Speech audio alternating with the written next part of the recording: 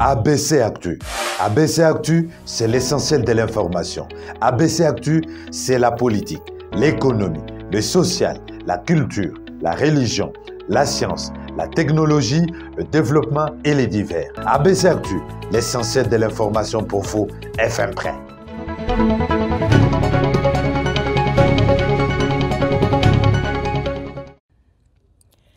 La production de cuivre, une industrie dans laquelle la RDC est un leader mondial. La Zambie, également riche en cuivre, est deuxième producteur d'Afrique après la RDC. Les matières premières de la région sont actuellement exportées soit par le port de Durban en Afrique du Sud, soit par celui de Dar es Salaam en Tanzanie. Des routes jusqu'à 4 fois plus longues que la route entre les régions minières et le port de Lobito dans la province de Benguela en Angola.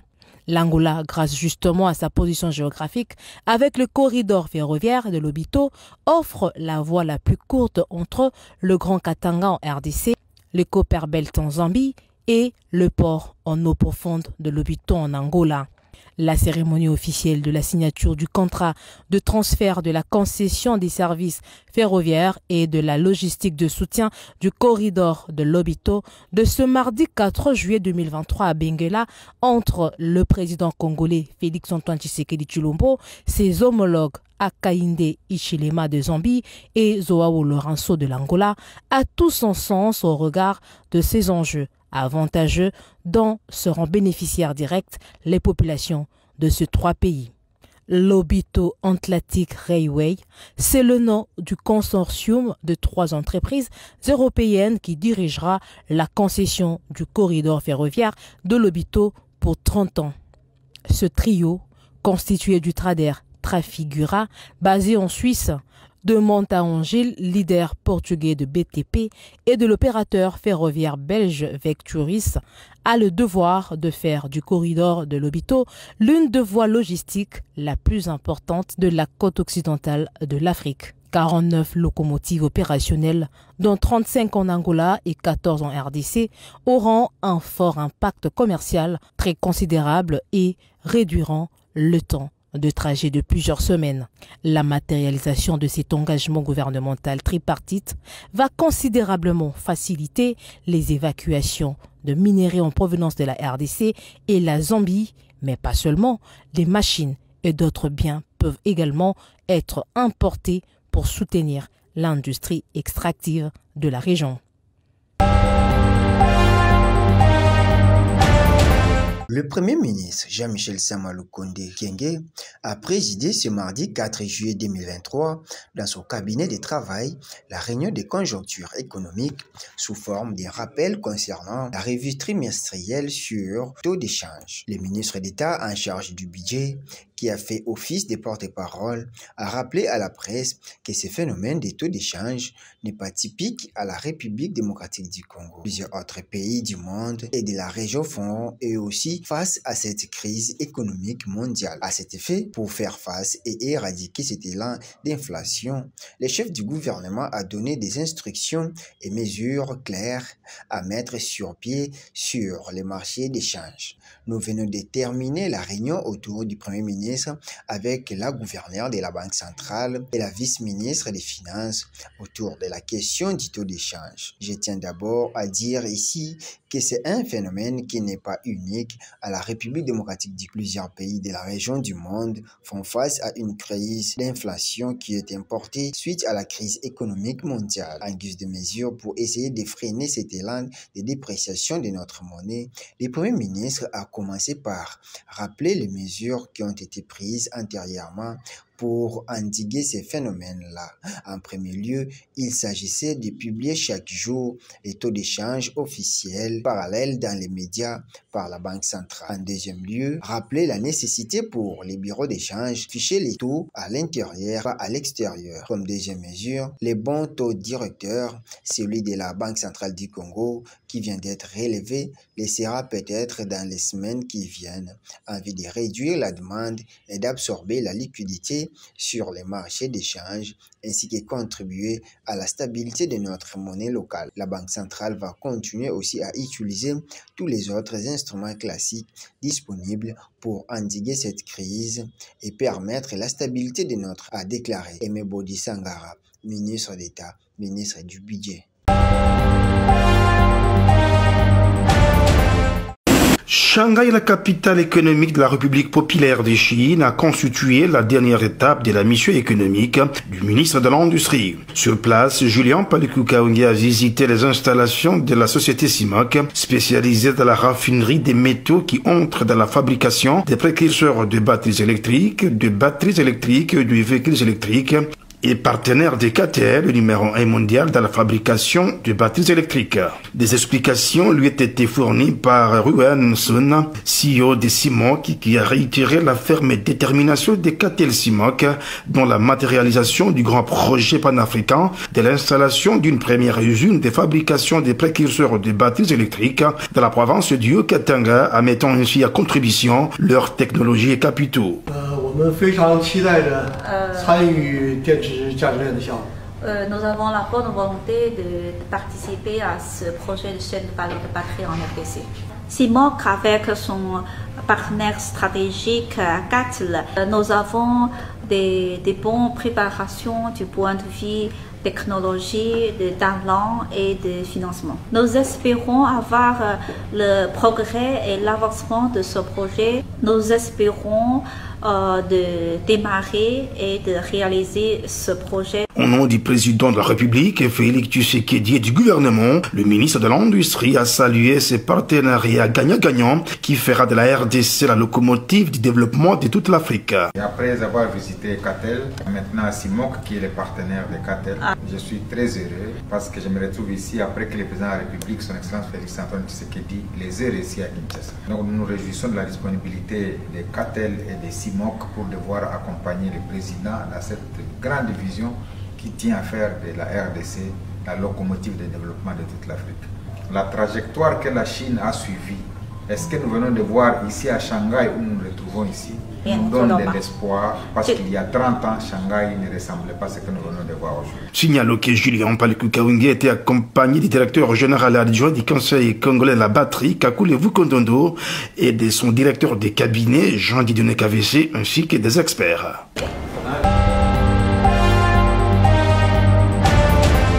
C'est tous les cadres provinciaux de Ensemble pour la République qui réunissent leur savoir pour affronter les défis, notamment les élections, la grande épreuve qui les attend. Candidats ou non aux élections de décembre 2023, tous se sont arrêtés un peu pour donner un nouveau souffle au parti.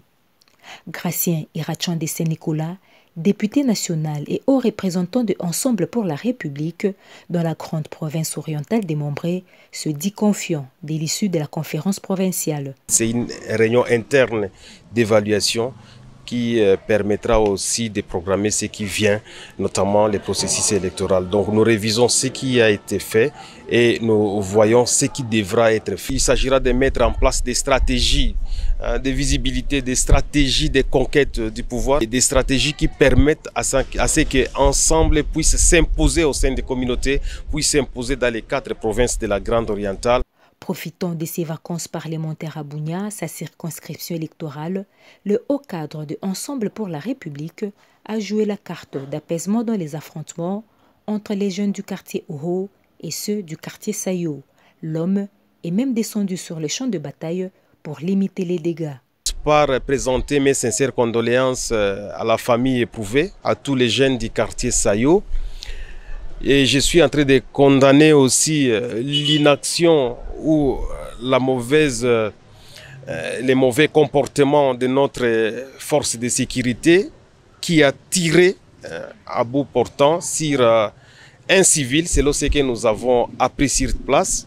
Je demande au gouverneur militaire de pouvoir réparer, mais s'il ne répare pas, Ensemble pour la République avec Moïse Katumbi, nous allons le faire. Nous, on est avec les peuples. C'est depuis une décennie que la province de l'Ituri est en proie à des conflits armés et intercommunautaires, ce qui pousse l'élu du peuple à réunir un échantillon des 21 communautés composant la province pour les sensibiliser à un vivre ensemble. Alors nous sommes en train de penser Karenissa parce qu'ici on avait au moins 21 communautés de l'Ituri qui étaient ici avec d'autres personnes congolais qui ont choisi de vivre en Ituri. Nous pensons qu'avec des couches comme ça, on peut quand même conscientiser les gens pour chercher à vivre dans l'unité parce qu'on ne doit pas toujours se réfugier dans sa tribu ou dans son ethnie, mais chercher à cohabiter. Rappelons que Gratien Irachan de Saint-Nicolas, haut représentant de Moïse Katumbi dans la grande province orientale, a, dans son meeting tenu au siège du parti à Bunia, prêché la paix, dissuader les jeunes fauteurs de troubles en province.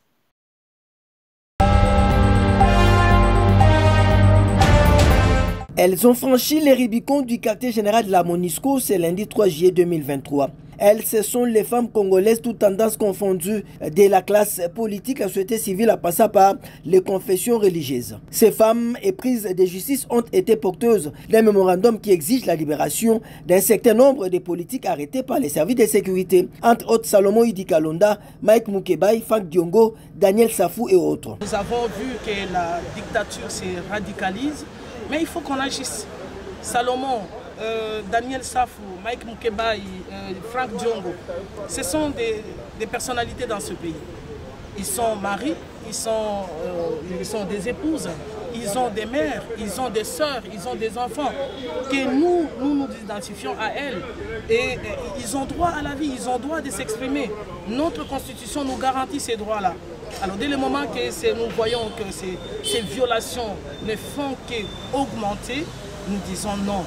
Et nous sommes venus, nous avons dénoncé ça et ils ont pris bonne note. Mais de notre part, nous avons fait ce qui était faisable, c'est-à-dire dénoncer et demander la libération sans condition de Salomon Kalonda Ididela, la libération sans condition de l'honorable Mike Mukebai, de l'honorable Daniel Safou et de Frank Diongo. Nous avons demandé leur libération sans condition et une libération immédiate. Reçue par la chef directrice des cabinets de la représentante spéciale du secrétaire général des Nations Unies en République du Congo, Nathalie Ndongo-Kette, ces femmes, par l'entremise de leur porte-parole Annie Atibou Faraï, estiment que la RDC doit retrouver sa normalité. Nous avons eu à parler de la situation, de cette situation dans notre pays, mais aussi nous leur avons déposé les mémos. Et quand vous voyez, nous avons ce mémo que nous avons déposé et il a été réceptionné. Donc c'est un mémo qui a été déposé aujourd'hui et les autres copies sont déjà déposées à travers les différentes missions diplomatiques pour dénoncer les cas de violence dans notre pays, les cas des arrestations arbitraires et les traitements inhumains qu'on réserve aux cadres politiques, aux leaders d'opinion dans notre pays.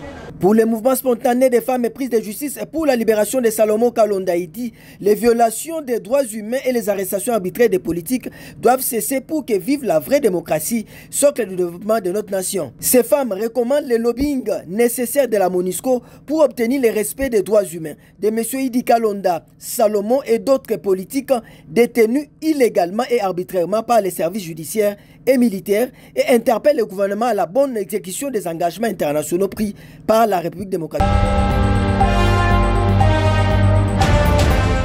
Face à la recrudescence de la criminalité urbaine dans la ville de Kinshasa, criminalité essentiellement caractérisée par des cas d'enlèvement, il s'est tenu ce 4 juillet 2023 une réunion du Conseil de sécurité présidée personnellement par son Excellence, M. Jean-Tini Ngobila, gouverneur de province. Au cours de cette réunion, plusieurs stratégies ont été mises sur pied pour pouvoir éradiquer les différentes poches d'insécurité à travers la ville. Plusieurs mesures ont été annoncées. En sus des mesures déjà prises par l'exécutif provincial, des patrouilles mixtes seront effectuées dans les tout prochains jours par les différents services de sécurité, mais également des checkpoints pour pouvoir traquer ces inciviques qui s'évertuent à s'aimer désolation et psychose dans la capitale.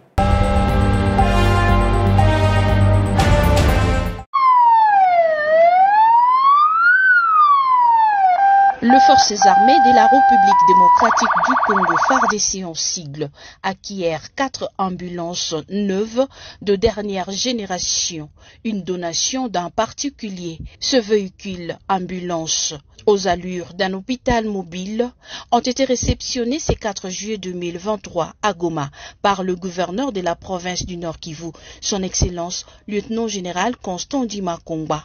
À l'en croire, cette acquisition boostera le moral des militaires alignés sur différentes lignes de front. 4 ambulances, pratiquement, ce sont des cliniques mobiles pour soutenir les efforts que ne cesse de fournir le chef de l'État, le président de la République, commandant suprême des forces armées, pour appuyer les forces armées de la République du Congo, les militaires au front.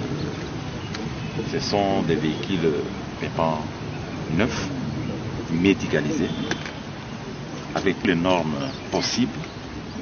Nous profitons en ce moment, au nom du chef de l'État, de toute notre hiérarchie militaire, pour dire un grand merci.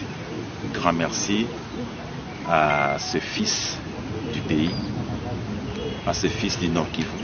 Le gouverneur de la province du Nord Kivu a remercié au nom du chef de l'État congolais ses donateurs. Il faut vous le rappeler tout de même, la province du Nord Kivu est en guerre d'agression depuis près de 3 décennies. Lutte contre la poliomyélite. La capitale africaine Kinshasa abrite depuis mardi, le 4 juillet, la 31e réunion de la Commission régionale de certification pour l'éradication de la poliomyélite pour l'Afrique. C'est le vice-ministre de la Santé publique, Hygiène et Prévention, Serge Emmanuel Olen, qui a donné le coup d'envoi de ces assises qui se tiendront durant 4 jours. Le représentant du secteur de la santé de 6 pays africains dont l'Éthiopie, le Tchad, la Mozambique, le Madagascar et le Mali, à côté de la RDC, réfléchissent sur le moyen de relever le défi auquel leurs pays respectifs font face dans la lutte contre la poliomyélite. Le choix porté sur ces pays est dû au fait que ces derniers connaissent la résurgence de la polio. Prenant la parole, le vice-ministre de la Santé, le Dr Serge Emmanuel Olen, a invité le participant à établir un diagnostic clair qui permettra de donner les réponses adéquates aux épidémies dans la région africaine. Les agences des systèmes de Nations Unies prennent également part à ces assises qui seront clôturées le 7 juillet prochain. Il faut noter que la République démocratique du Congo est parmi les pays africains où la circulation des virus polio est très élevée et qui nécessite la mise à jour de rapports dans l'éradication de cette maladie qui rend les enfants infirmes toute la vie.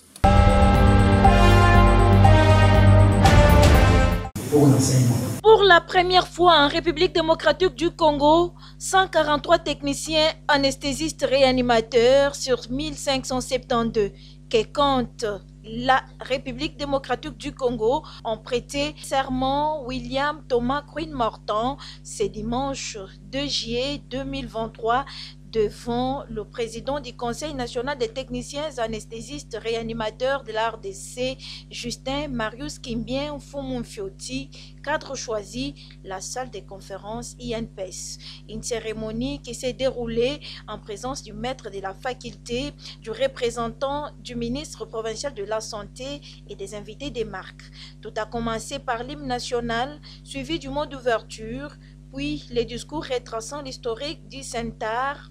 Et juste après est venu le moment tant attendu, celui des prestations des serments. À tout seigneur, tout honneur, le premier à prêter serment, le président national du Centar, Justin Marius Kimbien, devant les maîtres d'école anesthésistes réanimateurs, le professeur Dr Berthe, qui lui a remis les insignes du travail. Puis s'en est suivi la prestation des serments par les anesthésistes réanimateurs en ces termes. Nous donnerons nos soins à l'indigent et à quiconque nous les demandera. Serment acté par le président national du Centar en vertu de leur statut et règlement intérieur. Au sortir, le président national du Centar s'est réjoui pour ces grands moments. La République démocratique du Congo écrit désormais l'histoire en matière d'anesthésie.